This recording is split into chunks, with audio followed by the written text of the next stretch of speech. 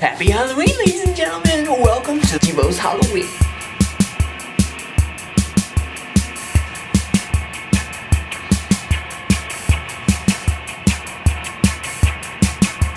Boom. What's up, you guys, and welcome to Divos Halloween 2017. This is my Dia de Los Muertos, Day of the Dead inspired Halloween look. It's actually based off of this guy and his friend, whose is actually my brother's, which is why I don't have it. It's at home. And they are from Mexico City. My dad brought them back for us, and I love the colors. I loved the characteristics of both of them, so I thought that I would make them into the first body paint look of the year. So I hope you all enjoy this video, and let's turn ourselves into a deity. Alright, let's get started. So I started off by taking black eyeshadow and drawing where I wanted my skeleton head to be on my face, making it as symmetrical as possible, but don't be too worried about this, it's just to base it out. Then I took some black body paint, and in the beginning I just put it on and then fix it up, but I would go ahead and outline where you want it to be first, because we're trying to do perfect circles around our eyes, which obviously is very difficult, but take a detail brush and try to do your best to make a circle, and then go ahead and fill it in with the black body paint. Just make sure they match, that's the most important thing. Then for this stripe in between the eyes, I mixed red and yellow body paint together to make this orange. And going over your nose can be difficult because of the 3D field that it's on. So just take your time, try to make the line straight. And then we moved into teeth, which was based on the blue guy that I showed you guys in the beginning of the video. I went ahead and drew the white teeth in first. I ended up fixing it a little bit later. So just sketch in the rough shape of where you want your teeth to be. I added little fangs on either side. And I think they turned out pretty good to start off with, but just kind of draw the mouth shape.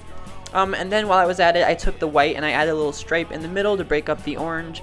Because it was still wet, it blended into this really cool light orange color, which I thought turned out pretty nice. And then I went back in with the orange at the teeth to separate them.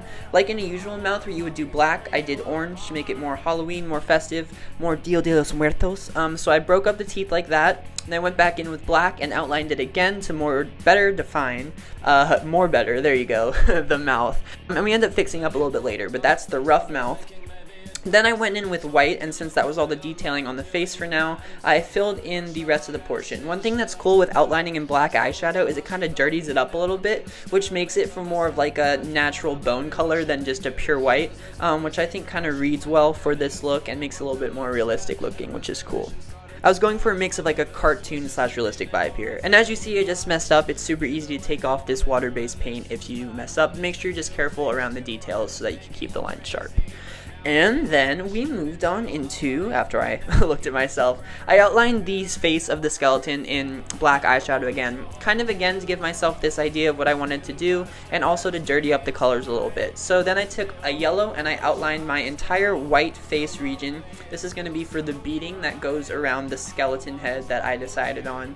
And then once you did that, I actually added another detail. I added this little pattern. It reminded me of like an Aztec or like a Mayan little symbol, and I thought it went really well with the Day of the Dead look, so I added that on both my cheekbones just to kind of add more color and more fall Halloween flair.